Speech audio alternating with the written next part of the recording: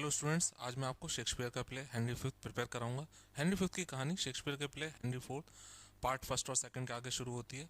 Henry fifth को England में आज भी one of the greatest military leader के तौर पे जाना जाता है। हेनरी फिफ्थ ने फ्रांस में 3 बार अटैक करा था और बाद में जब फ्रांस का राजा था उसने अपनी डॉटर की शादी हेनरी फिफ्थ से भी कराई थी। यहाँ पे 2 तरह के करेक्टर्स हैं। एक जो इंग्लिश करेक्टर्स हैं, हेनरी फिफ्थ, इनके 3 भाई अनइम्पॉर्टेंट है। जो इंपॉर्टेंट कैरेक्टर्स है वो बताऊंगा। Earl of Salisbury, Earl of Westmoreland, ये भी इंपॉर्टेंट नहीं है। यहाँ पे कुछ कैप्टन्स हैं जिनका इस प्ले में जिक्र है। इसमें आपको कैप्टन गावर, फ्लोलैन, मैकमॉरिस और कैप्टन जैमी। यहाँ पे कैप्टन फ्लूलैन जो वेल्श के रहने वाले थे और कैप्टन मॉरे मैकमॉरिस, इनका ध्यान रखना है, आयरिशमैन थे। इन दोनों की स्पीच है, इस वजह से थोड़ा सा आपको ध्यान रखना है। माइकल विलियम्स, यहाँ पे माइकल विलियम्स का एक जिक्र आता है, आर्म्ड सोल्जर है। इसका एक इंसिडेंट है हेनरी के साथ में, इस वजह से ध्यान रखना है। फॉल्स्टॉफ के कुछ फ्रेंड्स थे, पिस्टल, निम, बारडोल्फ, जो उसके साथ में चोरी चकारी करते थे, अब सोल्जर्स बन गए। बॉय जो फॉल्स्टॉफ का नौकर था, उसका यहाँ पे जिक्र है। फॉल्स्टॉफ की इस प्ले में डेथ हो जाती है। एग्जाम्स में पूछा भी गया कौन से प्ले में फॉल्स्टॉफ की डेथ होती है, हेनरी फिफ्थ में। मिस्ट्रेस क्विकली जो टैवर्न था, सराय था, बोर्स हेड इन, उसकी मालकिन थी, उसकी मैरिज जो है मिस्ट्रेस क्विकली की, वो पिस्टल से हो गई है। इसके अलावा 2 पादरी हैं मेन, एक कैंटरबरी के आर्क बिशप और दूसरे जो है एलाई के बिशप, इनका इस प्ले में जिक्र है। ये 3 जो थे ट्रेटर्स, विद्रोही थे, जिन्होंने सुपारी ले ली थी हेनरी फिफ्थ को मारने की। अब यहाँ पे फ्रेंच कैरेक्टर्स हैं जो इंपॉर्टेंट हैं। King of France Charles six, इनकी वाइफ इजाबेल। डॉफिन बहुत इंपॉर्टेंट है, डॉफिन जो है चार्ल्स सिक्स का बेटा है। कैथरीन, कैथरीन जो है चार्ल्स सिक्स की डॉटर है। कैथरीन की मैरिज हेनरी फिफ्थ से होती है। इसके अलावा जो करेक्टर आपको ध्यान रखना वो एलिस है। एलिस जो है नौकरानी है कैथरीन की। एलिस जो है वो दोनों लैंग्वेज जानती थी, फ्रेंच और इंग्लिश। तो जब हेनरी फिफ्थ जो है कैथरीन से बात करते हैं, शादी की बात तय हो जाती है, तो उन दोनों के बीच में ट्रांसलेट का काम करती है। कॉन्स्टेबल है। और Duke of Orleans, Duke of Orleans इस वजह से इंपॉर्टेंट हो जाता है क्योंकि इसकी एक इंपॉर्टेंट स्पीच है, प्रोलॉग। एक्ट फर्स्ट शुरू होने से पहले प्रोलॉग आता है, यहाँ पे कोरस आता है। कोरस जनरली कई करेक्टर्स होते हैं साथ में बोलते हैं, लेकिन यहाँ पर एक करेक्टर आता है और वो प्ले के बारे में जानकारी देता है। वो बताता है कि इस प्ले में एक दिक्कत है कि ये जो प्ले है इसमें सीन जो है वो कभी इंग्लैंड होगा, कभी फ्रांस होगा, लड़ाई के मैदान होगा, जिसे स्टेज पे दिखाना बहुत ही मुश्किल काम है। घोड़े दिखाना ये सब असंभव है। इसके साथ साथ जो इसमें टाइम पीरियड है उस वो भी बहुत जल्दी चेंज होगा, तो ऑडियंस को थोड़ा जो है इमेजिन करना है और ध्यान से इस प्ले को देखना है। यहाँ पे जो कोरस है वो कुछ लाइंस बोलता है, ये मैं आपको बता दे रहा हूँ। यहाँ पे chorus muse of fire, muse होता है सरस्वती देवी, यहाँ पे जो अग्नि की देवी हैं उनसे हेल्प मांग रहा है, आप मेरी हेल्प करो इस प्ले के लिए। दैट वुड असेंड, जो उतरेंगी, द ब्राइटेस्ट हेवन, स्वर्ग से, ऑफ इन्वेंशन, कल्पना के स्वर्ग से उतरेंगी। A kingdom for a stage, हमें स्टेज, जो स्टेज है जहां पर हम परफॉर्म करना है उसे किंगडम दिखाना है। प्रिंसेस को दिखाना है एक्ट करते हुए, मोनार्क को, राजाओं को दिखाना है। To behold the swelling scene, और जो स्वेलिंग सीन है, लड़ाई वाले सीन है, वो हमें दिखाने हैं। तो यहाँ पे हेल्प मांग रहे हैं जो है म्यूज ऑफ फायर से कि आप मेरी इस प्ले को जो हम दिखाने जा रहे हैं उसमें मदद करें। इसके साथ साथ कोरस जो है ऑडियंस से फिर कहते हैं कि वो प्रिपेयर हो जाए। जंपिंग ओवर टाइम्स, टाइम जो है इसमें बार बार चेंज होगा और जो जगह है वो भी इंग्लैंड टू फ्रांस चेंज होती रहेगी। तो थोड़ा जो ऑडियंस है वो ध्यान से इस प्ले को देखे। एक्ट फर्स्ट शुरू होता है। यहाँ पे जो 2 पादरी हैं, एक कैंटरबरी के आर्क बिशप और एलाई के बिशप जो हैं, वो बात कर रहे हैं कि जो हेनरी फिफ्थ है वो एक बिल के बारे में सोच रहे हैं। अगर ये बिल पास हो गया तो चर्च की जितनी भी प्रॉपर्टी है वो राजा के कंट्रोल में आ जाएगी और राजा को एक आर्मी चाहिए, उसको फंड करने के लिए पैसा चाहिए, तो राजा इस बिल के जरिए जो है वो पैसा चर्च से ले लेगा। यहाँ पे दोनों पादरी जो है वो प्लान करते हैं कि वैसे राजा जो है वो फ्रांस पर अटैक करने की सोचा है, तो हम और मोटिवेट करें। अगर फ्रांस पे अटैक करेगा हेनरी फिफ्थ तो ये बिल जो है थोड़ा डिले हो जाएगा। इसके साथ साथ वो ये भी कहते हैं कि हम जो है हेनरी फिफ्थ को कुछ पैसा देंगे, काफ़ी सारा पैसा देंगे, जिससे हेनरी फिफ्थ को लगेगा कि हम उनको सपोर्ट कर रहे हैं। यहाँ पे दोनों लोग जो पादरी हैं वो बात करते हैं कि हेनरी फिफ्थ जो है वो अब बदल चुका है, वो पहले जैसा नहीं है, अपनी अप्रोच में मैकविलियन हो गया है। मैकविलियन एडजेक्टिव है, इसमें से एन हटा दें तो मैकविली हो जाएगा। मैकविली एक पॉलिटिशियन थे जो 16th सेंचुरी में उन्होंने एक बुक लिख दी द प्रिंस। इस बुक में वो जिक्र करते हैं कि जीतना ही एकमात्र उद्देश्य है, साम दाम दंड भेद कुछ भी करो जीतो। तो हेनरी फिफ्थ जो इधर उधर घूमता रहता था, अब वो भी अपनी अप्रोच में मैकवेलियन हो गया, वो हर कीमत पे जीतना चाहता है। यहाँ पे जो हेनरी फिफ्थ हैं वो दोनों पादरियों को, आर्क बिशप को और जो बिशप ऑफ एलाई, उन्हें बुलाते हैं और उनसे सुझाव मांगते हैं कि भाई मैं फ्रांस पर अटैक करने की सोच रहा हूँ, मेरा जो दावा है वो कितना ठीक है। यहाँ पे जो कैंटरबरी के जो आर्क बिशप वो कहते हैं कि भाई तुम्हारी जो ग्रेट ग्रेट ग्रैंड मदर थी वो फ्रांस को बिलोंग करती थी, और फ्रांस में कानून है जिसके अनुसार अगर कोई राजा है, किंग है, उसके बेटा है एक और एक बेटी है, मान लो बेटे की शादी नहीं होती या उसके बच्चे नहीं हुए बेटे के, तो जो लड़की है, लड़की का बच्चा जो होगा वो राजा नहीं बन सकता। लेकिन इंग्लैंड में ऐसा कानून नहीं है, इंग्लैंड में कोई भी राजा बन सकता है, जो डॉटर है उसका बेटा भी राजा बन सकता है। तो हम जो है, हमारा जो आपका जो क्लेम है वो बिल्कुल सही है, क्योंकि आपकी ग्रेट ग्रेट ग्रैंड मदर जो थी वो फ्रांस को बिलोंग करती थी, तो आप पे फ्रांस का अधिकार है। कहने का मतलब है कि दोनों को दोनों जो है तिकड़ा में ऐसी बिठाते हैं कि तुम्हारा जो है वो फ्रांस है, तुम कब्जा कर सकते हो, तुम लड़ाई जो है लड़नी होगी बस तुम्हें। यहाँ पे जो हेनरी फिफ्थ हैं वो मैसेंजर को बुलाते हैं, फ्रांस का जो दूत होता है एम्बेसडर उसे बुलाते हैं। फ्रांस का जो एम्बेसडर है वो उसे ऑलरेडी जो उसने जो फ्रांस का राजा था चार्ल्स सिक्स, उसके बेटे को पैसे बता दिया कि यहाँ का राजा जो है वो अटैक करने वाला है। तो यहाँ पे जो डॉफिन था चार्ल्स सिक्स फ्रांस का राजा, वो एक मैसेज भिजवाता है डॉफिन, और उस मैसेज में वो हेनरी फिफ्थ की मजाक उड़ाता है। हेनरी फिफ्थ को वो मैसेज के तौर पे लिखता है कि भाई तुम अभी भी वैसे ही हो जैसे तुम पहले घुमा करते थे सराय में अपने दोस्तों के साथ में। और ऊपर से एक कंटेनर भिजवाता है, उस कंटेनर में कुछ टेनिस बॉल्स होती हैं। क्वेश्चन पूछा गया है कि डॉफिन जो है हेनरी फिफ्थ का मजाक उड़ाता है तो क्या चीज़ भिजवाता है गिफ्ट के तौर पे, तो टेनिस बॉल भिजवाता है। ये जो टेनिस बॉल भेजी थी ये ध्यान दिलाने के लिए भेजी थी कि तुम अभी वैसे ही हो जो इधर उधर घुमा करते थे, और तुम्हारा जरा सा भी हक फ्रांस के ऊपर नहीं, तुम पूरा की बात करो, जरा सा भी हक नहीं है तुम्हारा फ्रांस के ऊपर। यहाँ पे हेनरी जो है वो डिक्लेयर करते हैं कि अब वो लड़ाई लड़ेंगे, जो उसने मजाक उड़ाया है उसकी कीमत चुकानी होगी, अब वो फ्रांस पर अटैक करेंगे। यहाँ पे हेनरी फिफ्थ एक बहुत ही इंपॉर्टेंट स्पीच बोलते हैं, हिज जेस्ट, जो डॉफिन का जो मजाक है, हिज है डॉफिन, डॉफिन का जो मजाक है, will savour but of shallow wit. यहाँ पे सेवर और शैलो विट जो है ये अपोजिट है, सेवर होता है अच्छा, जो डॉफिन का जो मजाक है वो अच्छा है, बट ऑफ शैलो, शैलो छिछला, विट बुद्धि, मीन्स छिछला होता है जो पानी कम हो और गंदा सा हो। जो डॉफिन का मजाक है वो अच्छा है लेकिन बुरा भी है, शैलो विट बुरा भी है। वेन थाउजेंड्स वीप, हजारों रोएंगे, more than did laugh at it, जो जोक उसने करा है ना, टेनिस बॉल भेजी है, जितने लोग इस जोक पे हंसे हैं उससे कहीं ज्यादा, थाउजेंड्स वीप, कहीं ज्यादा अब रोएंगे। पूछा गया है कहीं ज्यादा अब इस जोक पे रोएंगे, मीन्स लड़ाई के लिए तैयार हो जाएं। एक्ट सेकंड शुरू होता है, मैं आपको जल्दी जल्दी बतला रहा हूँ ताकि आप इस प्ले को आसानी से कम समय में तैयार कर सके। जितने भी इंपॉर्टेंट कोटेशन है मैं आपको क्लियर कर दूंगा। कोरस यहाँ पे आता था और जानकारी देता है कि इंग्लैंड के लोग जो हैं वो फ्रांस पर अटैक करने के लिए तैयार हैं। फ्रांस के जो एजेंट्स हैं उन्होंने 3 लोग, अर्ल ऑफ कैम्ब्रिज, लॉर्ड स्क्रॉप और सर थॉमस ग्रे, जो हेनरी फिफ्थ के भरोसेमंद हैं, उन्हें जो है रिश्वत दी है कि वो मर्डर कर दें। अगर हेनरी फिफ्थ का मर्डर हो जाएगा तो लड़ाई नहीं होगी। यहाँ पे फर्स्ट सीन जो है वो शिफ्ट होता है लंदन में, जो बोर्स है टैवर्न था वहाँ पे। जो बारडॉल्फ था जिसने आर्मी ज्वाइन कर लिया और निम जो कॉर्पोरल बन गया है, वो आपस में लड़ रहे होते हैं। पिस्टल ने शादी कर ली है जो सराय की मालकिन थी मिस्ट्रेस क्विकली से।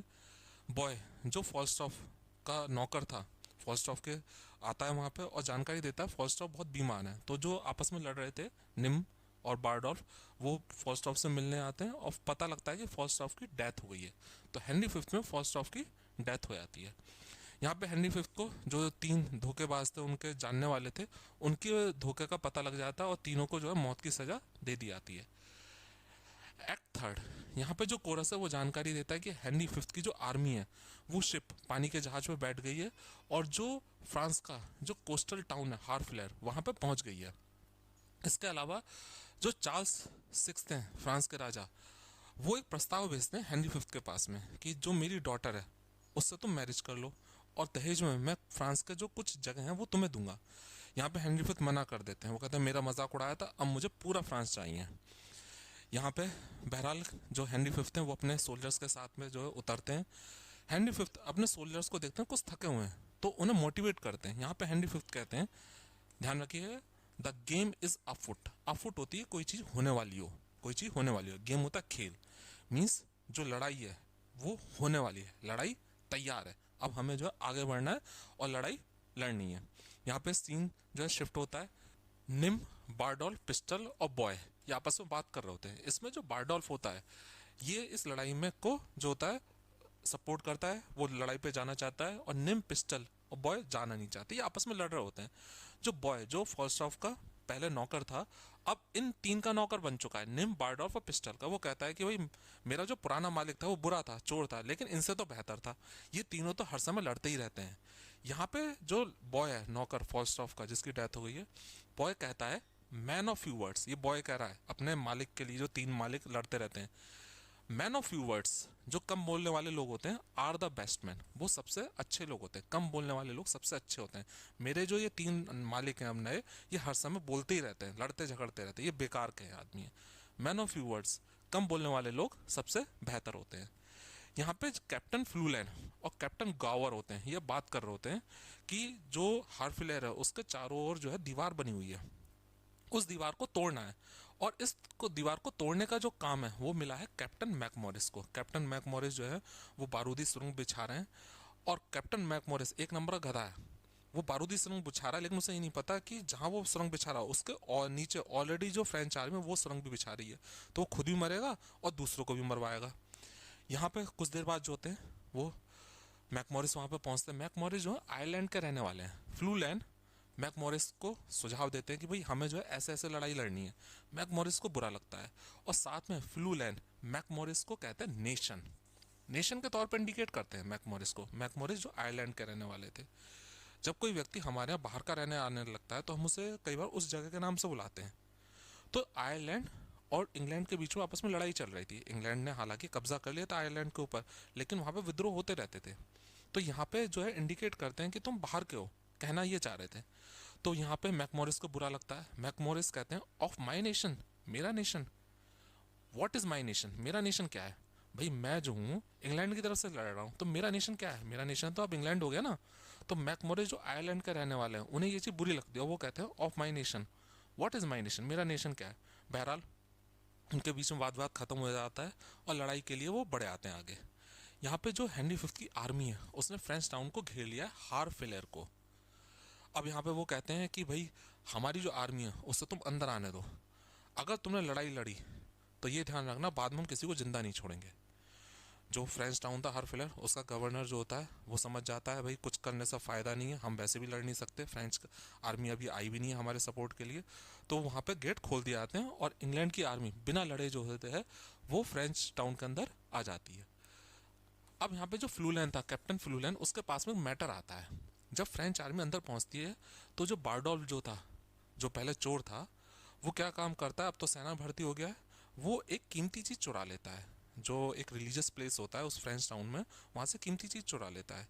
यहाँ पे फ्लूलैंड के पास मैटर आता है। फ्लूलैंड कहता है कि भाई इसने ये काम जो करा है बिना अनुमति के करा है, तो इसे सजा तो मिलेगी डिसिप्लिन के तौर पे, और ऑर्डर देता है कि बारडोल्फ को जो है मौत की सजा दे दिया है। किंग हैरी जो हेनरी फिफ्थ थे, उन्हें पता लगता है कि उनका पुराना साथी जिसके साथ वो सराय में समय बिताया करते थे उसे मौत की सजा दी गई है। तो वो बिल्कुल इस ऑर्डर को बदलते नहीं हो और कोई भी इमोशन नहीं दिखाते। तो हेनरी फिफ्थ जो है बिल्कुल भी इमोशन नहीं दिखाते कि उनका पुराने फ्रेंड के साथ क्या हुआ। यहाँ पे फ्रेंच कैंप जो है, एक लड़ाई का मैदान तैयार हो चुका है। एक तरफ फ्रेंच आर्मी बैठी हुई है और दूसरी तरफ इंग्लिश आर्मी। जिस जगह लड़ाई होनी है वो है एगिनकोट, बैटल ऑफ एगिनकोट होनी है। यहाँ पे फ्रेंच आर्मी के जो सोल्जर्स हैं वो बैठे हुए हैं, सोल्जर्स, ड्यूक ऑफ ऑर्लियंस और कुछ नॉवल्स बैठे हुए हैं और बात कर रहे हैं कि हम आसानी से इस लड़ाई को जीत जाएंगे, हमारी आर्मी जो है ज़्यादा है। ऑर्लियन यहाँ पे दावा करता है that is a valiant flea, that यहाँ पे इंग्लिश आर्मी है, दैट यहाँ पे इंग्लिश आर्मी। वैलियंट होता है शूरवीर, बहादुर, बहादुर। फिली होता है मक्खी। जो ये इंग्लैंड की आर्मी है, दैट इज इंग्लैंड की जो आर्मी है वो बहादुर मक्खी है। दैट डेयर ईट, जिसने साहस करा है खाने का, हिज ब्रेकफास्ट, अपना ब्रेकफास्ट खाने का साहस करा है, लॉइन के लिप से, मीन्स जो शेर है उसके लिप पे थोड़ा बहुत तो लगा रहता है। तो जो ये मक्खी है ये बहादुर मक्खी है, इंग्लैंड जो है बहादुर मक्खी है जिसने साहस करा है लॉइन के लिप से ब्रेकफास्ट करने का। तो लॉइन का लिप क्या है, फ्रांस। तो ये बहादुर मक्खी है जो इतना बड़ा साहस कर रही है लॉइन पर अटैक करने का। तो मजाक उड़ाते हैं। एक्ट फोर्थ, यहाँ पे कॉरस जो होता है वो बताता है कि जो फ्रेंच आर्मी वो ओवर कॉन्फिडेंट है कि वो जीतेंगे जीतेंगे। इंग्लिश आर्मी थोड़ी थकी हुई है। हेनरी फिफ्थ जो है वो जानना चाहते हैं कि जो उनके सोल्जर्स हैं वो क्या इस समय सोच रहे हैं। हेनरी फिफ्थ एक जो सोल्जर होते हैं, बड़े सोल्जर होते हैं ओहदे में, सर अर्पिंगहैम, उनके पास जाते हैं। वो कहते हैं भाई मुझे तुम्हारा क्लॉक चाहिए। क्लॉक एक तरीका कपड़ा होता है जो ऊपर से पहना जाता है, इसमें नीचे के कपड़े हेनरी फिफ्थ के ढक जाते हैं। और एक आम सोल्जर की तरह हेनरी फिफ्थ जो होते हैं वो बाकी सोल्जर से मिलते हैं, एक कैंप में पहुंचते हैं, वहाँ पे आग जल रही होती है और सोल्जर्स जो बाकी होते हैं उनसे बात करते हैं। कई सोल्जर्स हेनरी फिफ्थ की तारीफ करते हैं, उन्हें पता नहीं होता ये जो बैठा हुआ है ये खुद राजा है। कई लोग उसे क्रिटिसाइज भी करते हैं। यहाँ पे हेनरी फिफ्थ जो होते हैं वो जो है राजा को सपोर्ट करते हैं, डिफेंड करते हैं। अब हेनरी फिफ्थ खुद राजा को सपोर्ट कर रहे हैं वो एक आर्म सोल्जर की तरह। यहाँ पे वो कहते हैं आई थिंक, मैं सोचता हूँ, हेनरी फिफ्थ कह रहे हैं the king is but a man, जो किंग है वो एक आदमी की तरह है, एज आई एम, जैसा मैं हूँ, जैसे मैं हूँ वैसे ही राजा भी एक आदमी की तरह है। The violet smells to him, जो फूल होता है वॉयलेट वो उसे वैसी सुगंध देता है टू हिम, राजा को, as it doth to me, जैसे कि मुझे देता है। तो उसमें और राजा में जो है कोई अंतर नहीं है। यहाँ पे कुछ लाइन्स छोड़िए। When he sees reasons of fear, here राजा, जब राजा डर का कारण देखता है, रीजन्स ऑफ फियर, डर का कारण देखता है, एज वी डू, जैसे हम, his fears be of the same relish as ours are, उसके डर ऐसे ही होते हैं जैसे हमारे होते हैं। तो राजा हमारी तरह, राजा के भी जो डर होते हैं, फियर्स होते हैं, same relish as ours are, जैसे हमारे डर होते हैं वैसे ही उसके होते हैं। येट इन रीजन, लेकिन तार्किक तौर पे no man should possess him with any appearance of fear. अब यहाँ पे लाइन का मतलब थोड़ा सा चेंज करना है। पजेस से मतलब किसी आदमी को जो राजा का डर है वो देखना नहीं चाहिए। अपीयरेंस, राजा का जो डर है, राजा के चेहरे पे जो डर है किसी आदमी को दिखना नहीं चाहिए। लेस्ट, कहीं ऐसा ना हो, बाई शोइंग इट, राजा इस डर को दिखाकर, डिसहार्टन हिज आर्मी, अपनी आर्मी को निराश कर दे। डिसहार्टन, अपनी आर्मी को निराश कर दे। तो राजा भी हमारी तरह ही डरता है, लेकिन अगर उसने अपने डर को दिखा दिया तो जो आर्मी है वो निराश हो जाएगी। यहाँ पे किंग हेनरी फिफ्थ जो है वो आर्म सोल्जर की तरह सपोर्ट करते हैं। एवरी सब्जेक्ट्स ड्यूटी, सब्जेक्ट होती प्रजा, प्रत्येक नागरिक का जो ड्यूटी है कि इज द किंग्स, वो राजा के प्रति है, प्रत्येक नागरिक का कर्तव्य राजा के प्रति है। बट एवरी सब्जेक्ट्स, लेकिन प्रत्येक आदमी की जो सोल है, आत्मा है, वो उसकी अपनी है। तो आदमी का कर्तव्य राजा के प्रति है, आदमी की जो सोल, आत्मा है, वो उसकी अपनी है, लेकिन वो उसकी अपनी है। तो यहाँ पे जब वो बतला रहे होते हैं, जो आम सोल्जर्स होते हैं उनसे बतला रहे होते हैं, तो इसमें एक माइकल विलियम नाम का सोल्जर बैठा होता है। वो पूरा जो है वो इससे सहमत नहीं होता, वो हेनरी फिफ्थ की तारीफ करता है लेकिन बुराई भी करता है। यहाँ पे जो हेनरी फिफ्थ एक आर्म सोल्जर की तरह बैठे हुए होते हैं वो उसे चैलेंज करते हैं, ठीक है लड़ाई होगी कल को, अगर इस लड़ाई में हम दोनों जिंदा रहे तो हम दोनों एक लड़ाई लड़ेंगे, जो जीतेगा माना जाएगा वो ठीक कह रहा है, तुम जीते तो तुम ठीक करो, मैं जीता तो मैं, तो हम दोनों का जिंदा रहे तो लड़ाई लड़ेंगे। और इस चीज़ को पक्का करने के लिए हेनरी फिफ्थ जो होते हैं एक ग्लव देते हैं, एक ग्लव अपने पास रख लेते हैं, ये ग्लव मेरे पास है और ये वाला ग्लव तुम्हारे पास है, अब ध्यान रखना हम दोनों लड़ाई लड़ेंगे, ये एक पक्का सबूत है। बहरहाल हेनरी फिफ्थ अपने कैंप में वापस जाते हैं और यहाँ पे प्रार्थना करते हैं भगवान से कि भाई उनके जो फादर थे हेनरी फोर्थ, उन्होंने गलती करी थी रिचर्ड सेकंड को मारकर और उसका उन्हें पछतावा है। तो यहाँ पे भगवान से प्रार्थना कर रहे हैं हेनरी फिफ्थ, ओ लॉर्ड, हे भगवान, ओ नॉट टुडे, जो गलती करी थी उसकी आज सजा मत देना, क्योंकि आज हम लड़ाई लड़ने वाले हैं। ओ नॉट टुडे, आज सजा मत देना। Think not upon the fault, fault कमी, आज कमियों के बारे में मत सोचना। माई फादर मेड, जो मेरे फादर हेनरी फोर्थ ने करी थी। इन कंपासिंग द क्राउन, क्राउन को पाने में, सिंहासन को पाने में जो मेरे फादर ने गलती करी थी रिचर्ड सेकंड को मारने की, उसकी सजा जो है आज मत देने की सोचना। आई, अब हेनरी फिफ्थ जो है वो कह रहे हैं मैंने, I Richard's body have interred anew, interred होता है दफनाना, अ न्यू नए तरह से, मैंने रिचर्ड सेकंड की बॉडी को नए तरह से दफनाया था, interred anew, and on it have bestowed more contrite tears, tears आंसू, कंट्राइट होते दुख भरे, रिपेंटिंग, और मैंने दुख भरे आंसू बहाए थे। रिचर्ड सेकंड की जब डेथ हो गई थी, मरवा दिया गया था, तो मैंने दुख भरे आंसू बहाए थे, मैं वाकई में दुखी था।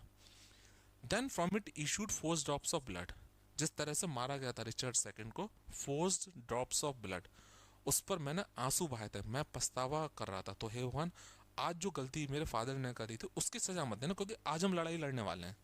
तो यहाँ पे इंग्लिश नॉवेल्स जो हैं, जितने भी सैनिक वगैरह हैं, वो सब इकट्ठा हो गए बैटल ऑफ एगिनकोर्ट के लिए। और यहाँ पर जो फ्रेंच आर्मी है वो 5 गुना ज़्यादा है।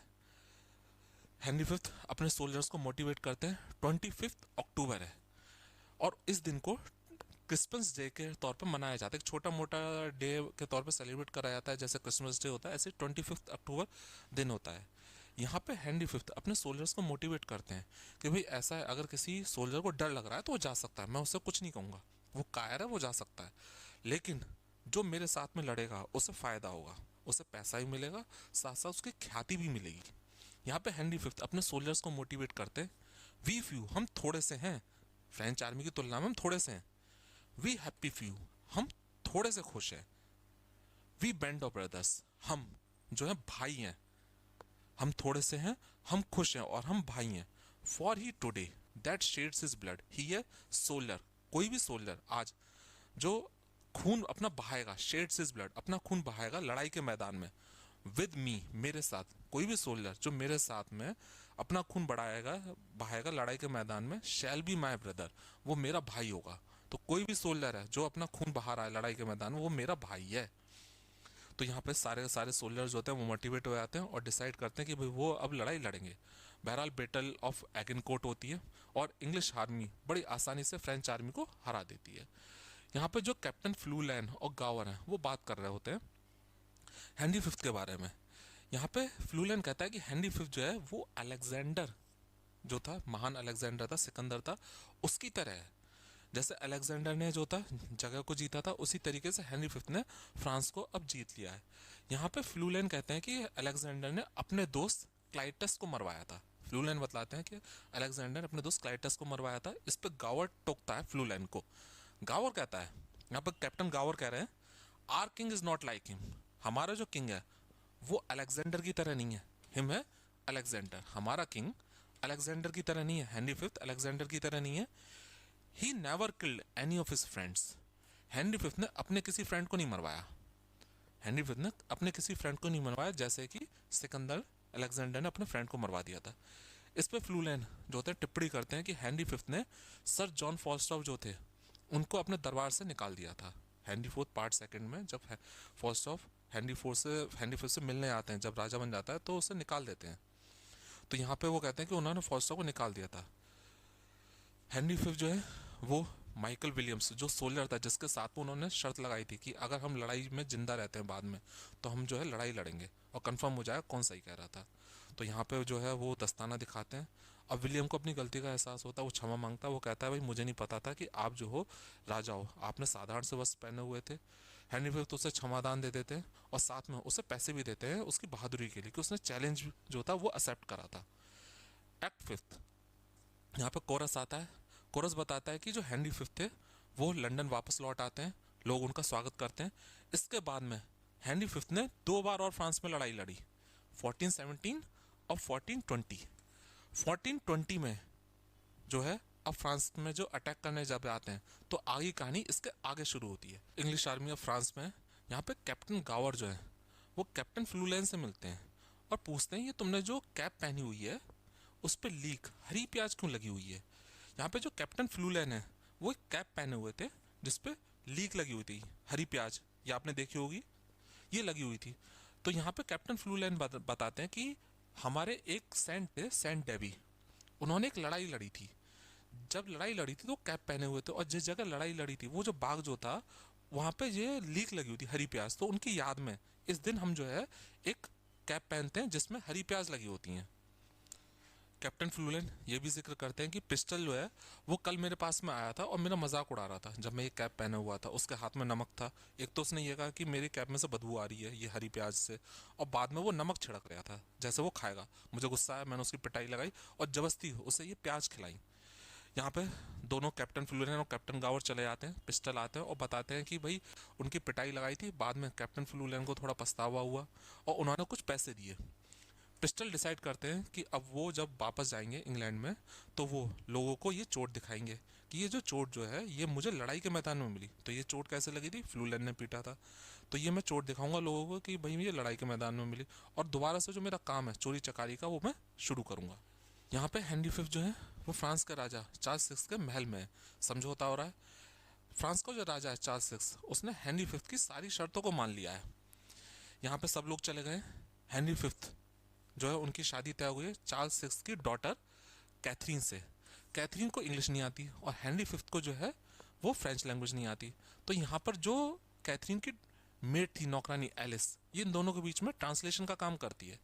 हेनरी फिफ्थ जो है वो कैथरीन को अपने प्यार का इजहार करते हैं और अपनी जो लैंग्वेज है इंग्लिश में बोलते हैं, now fie upon my false French. False French, जो गलत फ्रेंच बोल रहा हूँ उस पर फाई, निराश हूँ, धिक्कार हूँ। जो मैं फ्रेंच गलत बोल रहा हूँ उस पर थोड़ा मुझे धिक्कार है, नफरत करता हूँ। इंग्लैंड इज डाइन, कैथरीन से कह रहे हैं, उसको जो प्रभावित कर रहे हैं कैथरीन को, जो उसकी होने वाली वाइफ है। इंग्लैंड तुम्हारा है। आयरलैंड इज डाइन, आयरलैंड भी तुम्हारा है। फ्रांस इज डाइन, फ्रांस तुम्हारा है। हैरी प्लेंटेजेनेट इज डाइन, हैरी प्लेंटेजेनेट भी तुम्हारा है। हैरी कौन है? Henry fifth, Henry fifth. और प्लेंटेजेनेट उनका खानदान, मीन्स जो मेरा खानदान है ये भी तुम्हारा है।